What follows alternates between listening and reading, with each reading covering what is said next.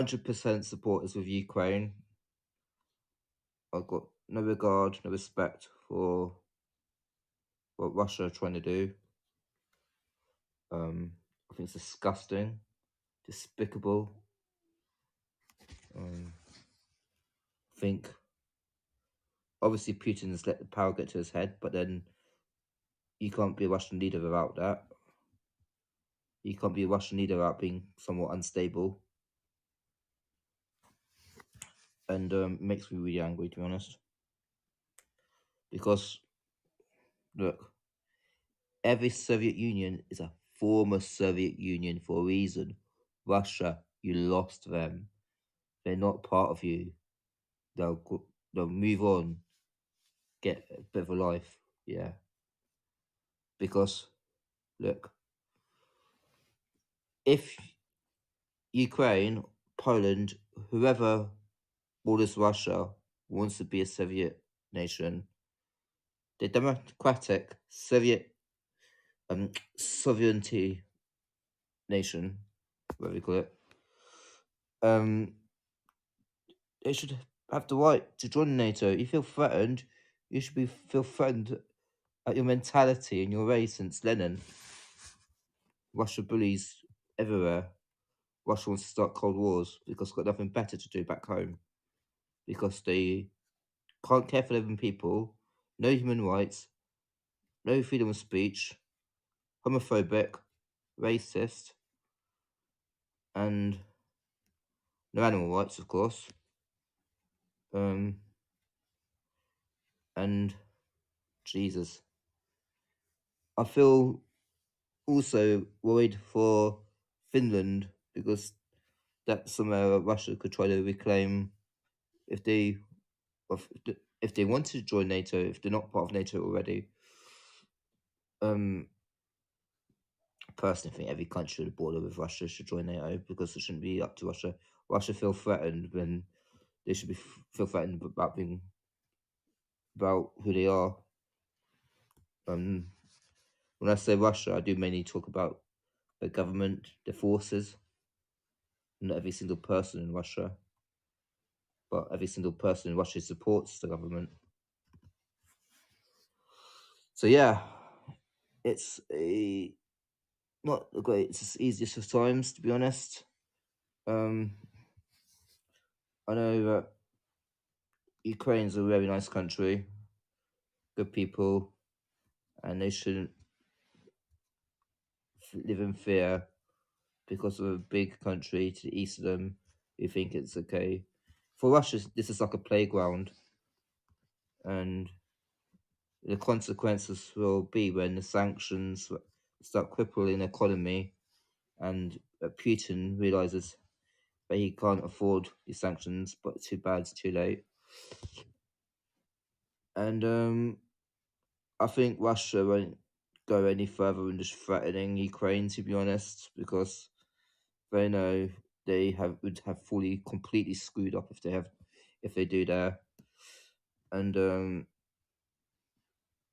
yeah, basically, I completely with the EU and with NATO over this. Now Russia says EU shouldn't have a say in this. Well, yes, because Ukraine are EU, Poland are EU. Of course, it should. Of course, the EU should have a say. How stupid, and so on. Basically, that's how I think of the situation. To be honest with you,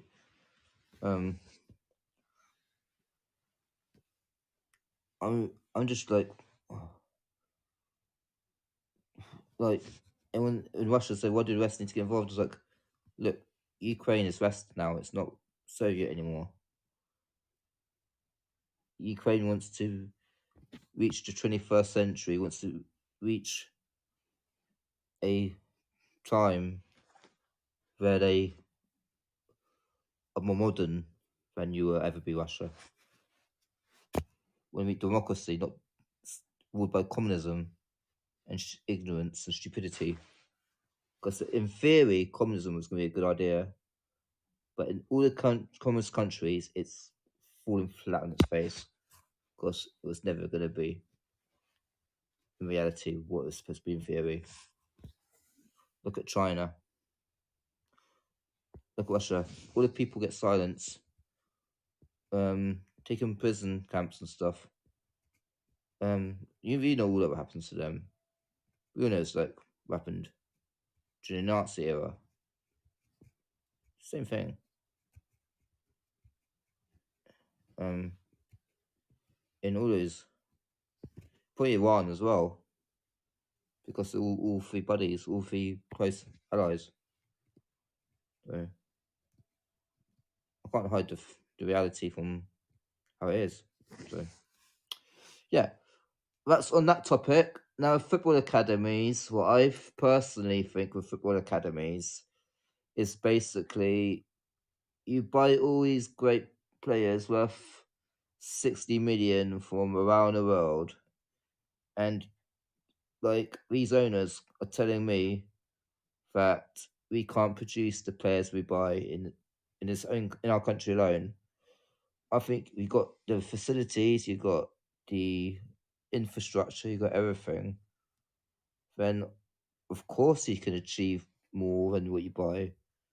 England did amazing at the Euros final, but unfortunately, not many of those English players will go and attract the likes of PSG, Barcelona, um, Man City, Bayern Munich, because they know there's one summer we hosted a great tournament and did incredibly well, but they know that England in the long term will need to do more. So, and obviously, I think if you're from Brighton and you want to play for in the Premier League and play for England and be someone who have a price tag of I don't know 75 million, but want to be one club player like Muller with Bayern Munich, but want to stay at Dunk at Brighton,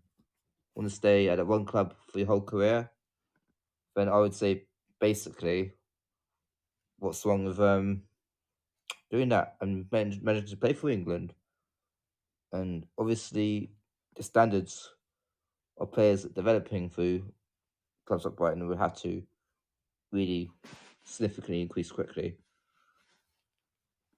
And not just for the men, for the Lionesses as well. Um, but Lionesses, I have a feeling, might have a chance at Euros this summer, and that's going to be painful for the men that it could have been. So, yeah. But we have the World Cup in Qatar. So, yeah, that's something definitely to look forward to. I personally can't wait.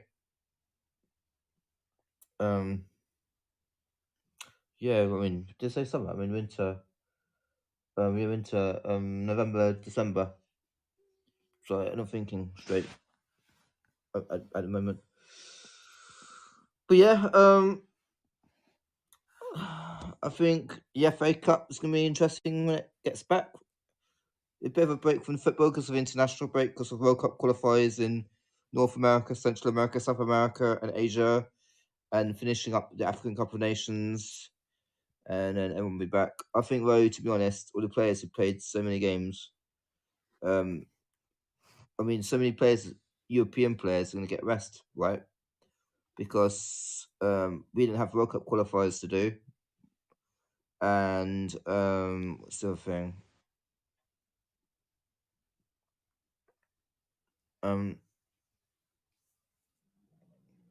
but yeah, basically that's it. And also because of such a massive amount of games we've had over December and so on, it's good that players get rest. But yeah, I think each player should fit in the positions of the players who come back from Asia, come back from Americas, especially coming back from Africa, the African Cup of Nations. It's such a schedule. So I think yeah, basically that should have been put into position at the start of the season for these kind of situations, if and when they occur.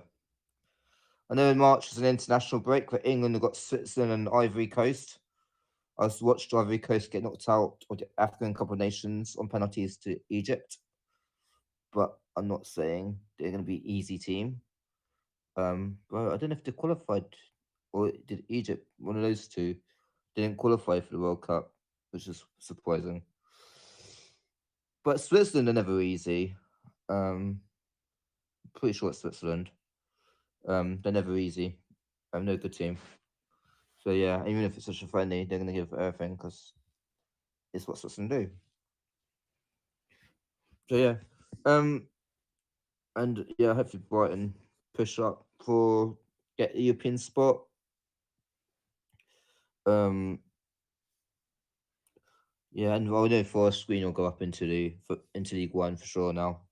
Um, yeah, but yeah, I'm a follower of hashtag United FC.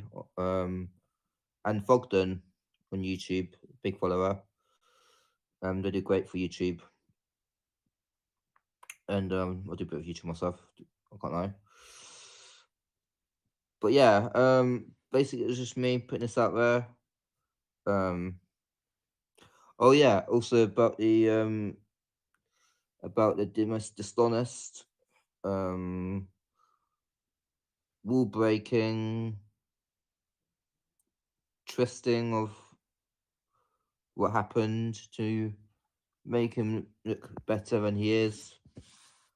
Very dishonest, very um, big liar, a fraud, a traitor of a leader. The same goes to the whole cabinet, who or anyone who's loyal to him, and um, he should be out. To be honest, I'd love to see the back of Priti Patel, the back of Liz Truss, Rees-Mogg, at least those three, if not also Dominic Rab. Um, yeah, I mean I know that won't happen, but without these people, we can start recovering um,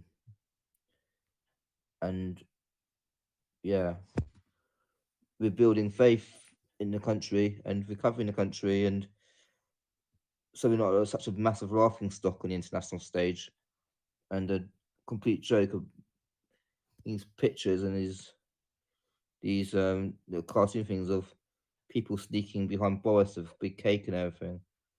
Um, I did 17 COVID breaking parties. He said when everybody else was couldn't see loved ones, was confined to their own home for first lockdown. NHS staff who worked in intensive care, having to save lives. Short staffed, no PPE, no decent PPE, risking catching COVID themselves, and spreading it to family and everything. Put their lives on the line, put everything on the line for the country. And what do the cabinet do? One rule for us and something different for them. They're unfit for purpose. They're traitors. They're liars. They're frauds. They're fakes. They're worthless. And whoever supports them, whoever's still loyal to them, I think you might need to see a doctor to take a brain scan because, to be honest,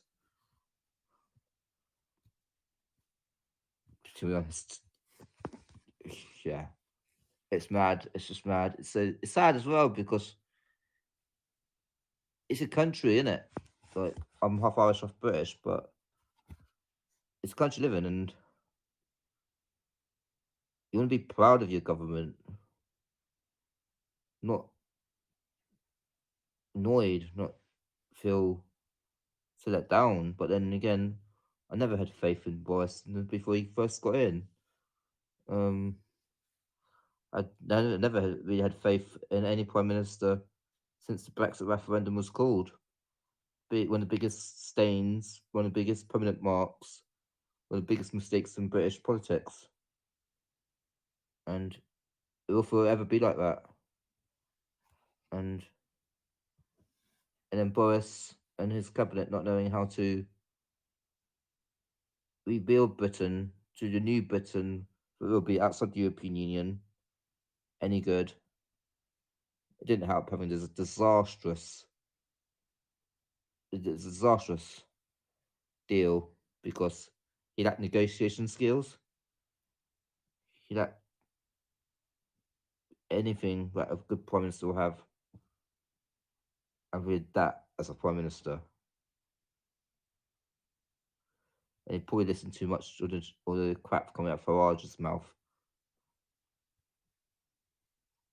Because without Farage, Brexit wouldn't have happened.